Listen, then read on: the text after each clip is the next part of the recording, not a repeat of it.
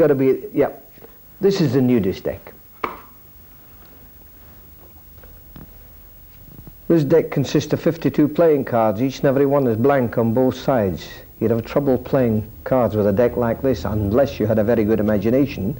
If you've got a good imagination, can you imagine that that one's the king of spades? You can? Good. You don't have to worry about the back because it hasn't got a back, you see. And can you imagine that this one's the 8 of diamonds? Again, with no back, you see.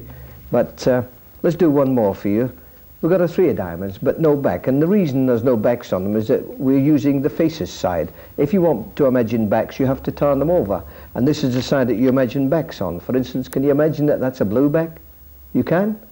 Good. Mind you, it hasn't got a face. The reason it hasn't got a face is that you've got to turn them over to imagine faces on this side.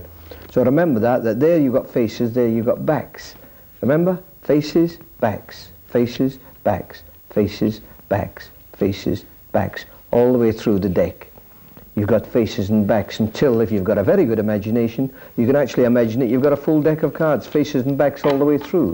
Of course, you do realize that we are talking about imagination and nothing else, and if you don't imagine, you won't get anything.